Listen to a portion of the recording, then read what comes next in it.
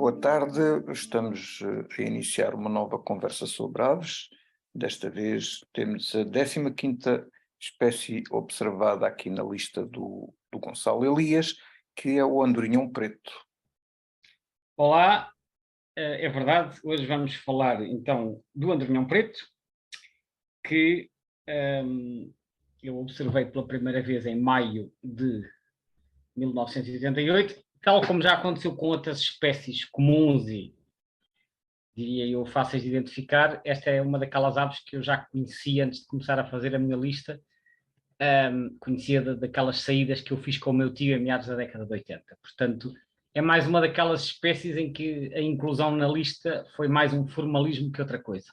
Pronto, observei em Lisboa, eu, na altura, em 88, residia em Lisboa, no meio da cidade, e portanto aquela zona era frequentada por andorinhões, e em maio já lá andavam uns quantos a voar, e então é nessa ocasião que o andorinhão preto entra para a minha lista. Que na altura eu até tinha aprendido inicialmente pelo nome andorinhão pedreiro, porque era o nome que aparecia num dos livros que o meu tio usava, porque ele usava o livro do Roger Peterson, como eu já mencionei anteriormente. O livro do Roger Peterson só existia em francês, que eu saiba nunca existia uma tradução em português, só que ele tinha dois outros livros em português, que eram a tradução de um livro alemão, um de aves terrestres, outro de aves aquáticas, que foram edição, se não me falha a memória, do Círculo de Leitores, e que eram da autoria de um senhor chamado Friedersauer. E esses livros foram traduzidos para português.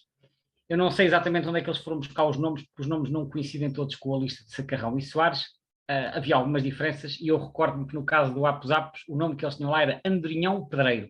Então era esse o nome, porque o meu tio depois escreveu os nomes portugueses no livro do Roger Peterson, que era o guia que ele usava no campo, e então eu aprendi alguns nomes com ele, daí eu ter aprendido o nome Andorinhão Pedreiro. Mais tarde é que depois me habituei ao nome Andorinhão Preto. E Pedreiro porquê? Porque eles, em muitos sítios do país, eles fazem ninho em edifícios de pedra, como castelos e até às vezes em casas de aldeias, sobretudo do norte do país, fazem assim os ninhos nos meios das pedras, no meio das pedras, dos blocos de granito, por exemplo, e eu penso que será essa a origem do nome Pedreiro. É uma ave que, na realidade, só desce ao solo, ou pelo menos às zonas de nidificação, nessas zonas de pedra, etc., e nas construções humanas, precisamente o processo de nidificação é a única coisa que os traz cá abaixo, não é? Precisamente, e nem sequer é ao solo, de facto, é algures numa cavidade. Normalmente pode ser, como eu disse, num edifício, num castelo, numa parede, pode ser debaixo de um telhado, pode ser numa fenda natural, mas num sítio, porque aí de facto eles têm que vir à terra para poderem fazer a postura, porque não podiam pôr os ovos no ar, senão pronto, lá iam os ovos. E então vem a terra quer dizer, um local onde possam pousar para fazer a postura e incubar. Mas não pode ser no solo por uma razão, é que estes bichos não conseguem levantar do solo. É uma das curiosidades acerca dos andorinhões. Aliás, o nome apus é uma palavra que vem do grego e que significa sem patas, porque pus ou pous significa pata e a é um prefixo de negação. Portanto, apus significa que não tem patas. E na verdade estas aves, eles têm patas, mas são umas patas muito pequeninas que servem sobretudo para se agarrarem às paredes, e eles depois lançam-se, eles atiram-se de um sítio alto para conseguirem, enfim, ganhar algum embalo. No chão, as patas são tão pequeninas que eles não têm impulso suficiente nas patas para se conseguirem lançar ao ar. Daí que quando uma cria cai no chão, que às vezes acontece, caírem do ninho e caírem no chão, aí depois têm muita dificuldade em levantar-se, porque as patas são pequeninas, as asas são grandes e eles ficam ali a bater as asas e têm muita dificuldade em levantar voo. Portanto, eles vêm de facto à terra não ao solo, mas vêm à terra para fazer a postura, para fazer os ninhos, mas num sítio, eles escolhem um sítio onde depois se consigam lançar então nestes voos sem precisarem de um impulso ascendente. Por acaso é um aspecto que não temos estado a discutir propriamente nas recentes conversas sobre aves que temos tido, mas que não deixa de ser relevante no caso aqui dos andorinhões, que é precisamente a questão da anatomia destes, porque não é só uma questão de ter as patas curtas, mas também tem umas asas extremamente longas para a dimensão da ave, não é? E extremamente aerodinâmicas. Exatamente, as asas são longas, porquê? Porque eles passam muito tempo no ar, muito tempo, aliás, tirando o facto de virem à Terra fazer a postura e a incubação, eles passam a totalidade da sua vida no ar, eles alimentam-se no ar, eles portanto, dormem no ar, passam a noite Essa é inteira uma no questão ar, curiosa realmente, porque muito eles dormem curiosa. no ar e não deixam de voar por causa de estar a dormir. Não, e copulam no ar, portanto, e naturalmente migram no ar, como praticamente todas as aves, portanto, eles passam a quase totalidade da sua vida no ar, exceto nesta fase em que vêm aos ninhos para fazer a postura e a incubação.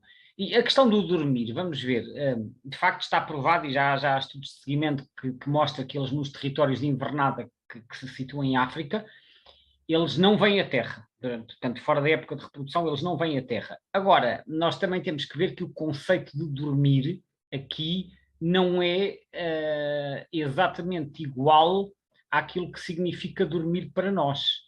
Portanto, eles continuam a voar, escolhem uma determinada altitude de voo, condicionada pelo vento e eventualmente pela temperatura do ar, e depois estão ali vamos chamar-lhe assim, numa espécie de um voo de repouso, em que não estão com um voo tão ativo, não estão a gastar tanta energia.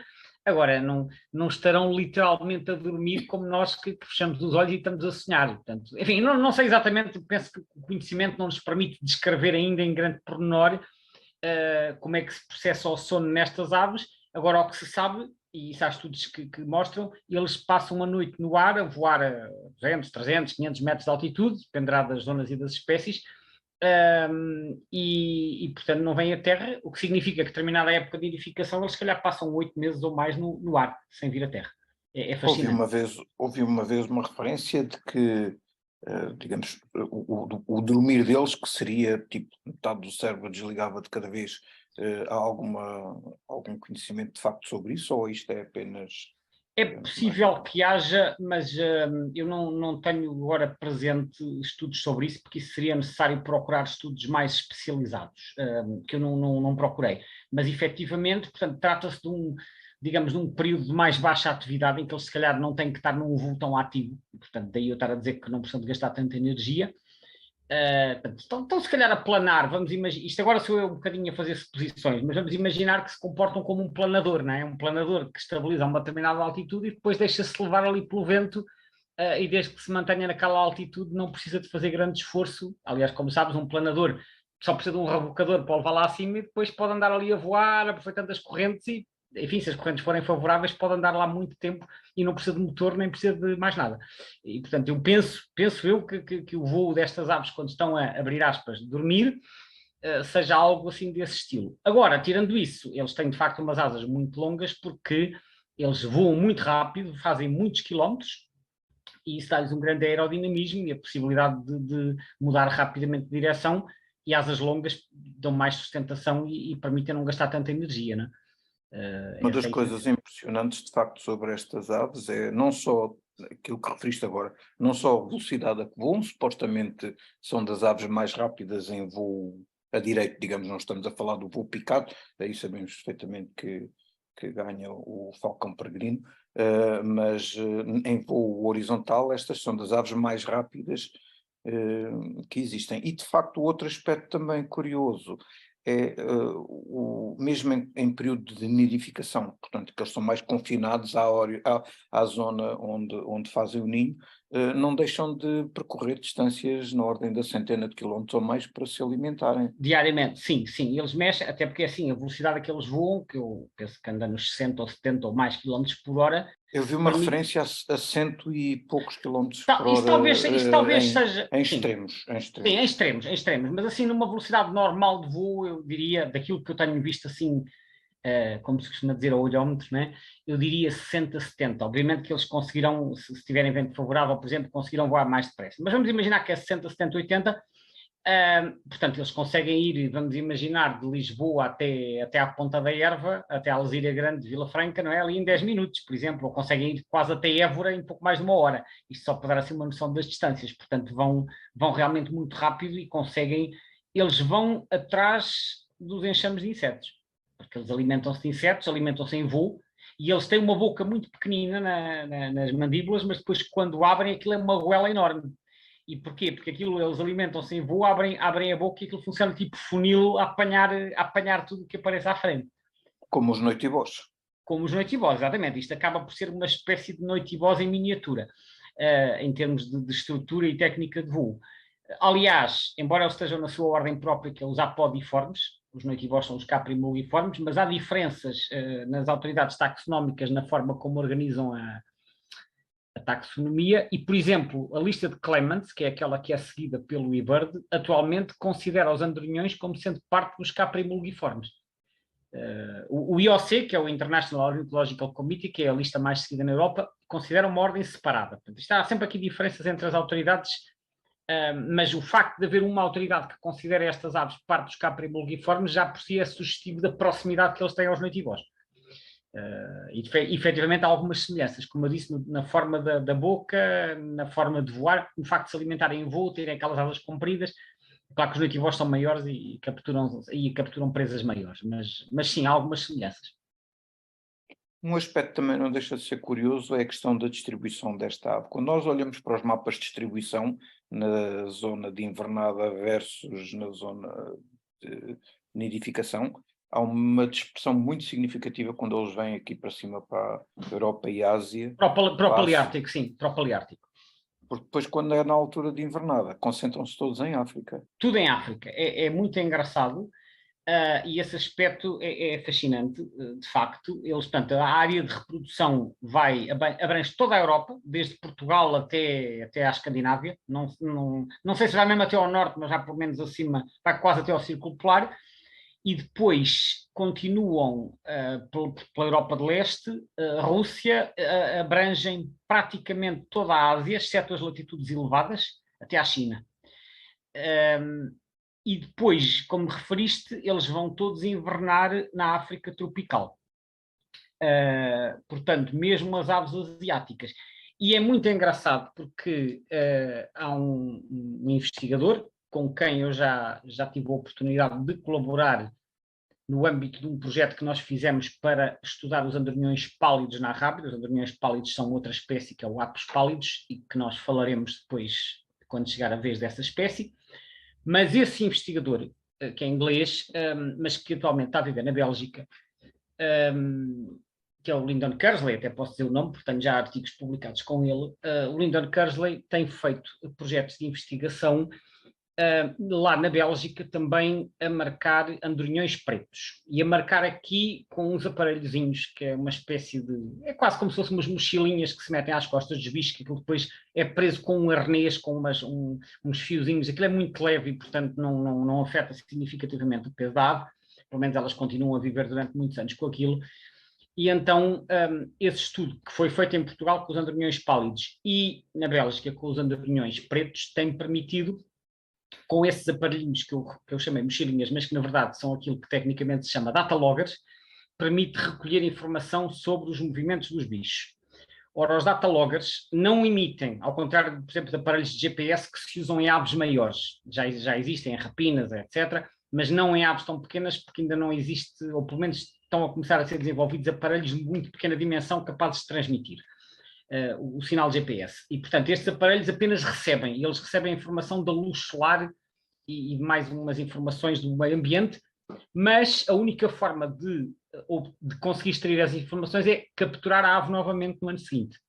Portanto, as aves são equipadas durante a época de reprodução e depois no ano seguinte, pelo menos uma parte delas é recuperada e então recuperando o aparelho, que é retirado da ave, faz-se o download para um computador e aí consegue-se ter leituras da luz solar e a partir daí é possível obter com um razoável grau de aproximação a latitude e a longitude em que a ave se encontrava. Aquilo tira não sei quantas medidas por dia. Portanto, de hora a hora, ou de meia hora, uma coisa parecida. Portanto, já dá uma boa aproximação dos movimentos e das zonas de invernada. Ora, eu estou a falar nisto porque o Lyndon Kersley, que foi o investigador que eu referi há pouco, além de ter feito este estudo na Bélgica, participou, aliás, num outro estudo equivalente, também com o andorinhão preto, mas feito na China, em conjunto com diversos investigadores chineses também, e publicaram um artigo, pelo menos um artigo que foi publicado o ano passado,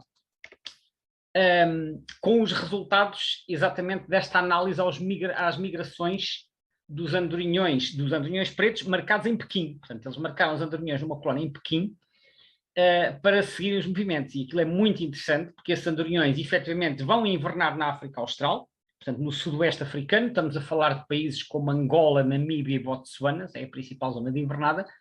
O que é curioso é que se tu traçares uma linha da China até a África Austral, aquilo se traçasse uma linha à direita, China, atenção, estamos a falar de Pequim, que é na zona nordeste, lá para o lado oriental, não é? Portanto, já quase perto dali da Coreia e da península, da extremidade oriental da Sibéria.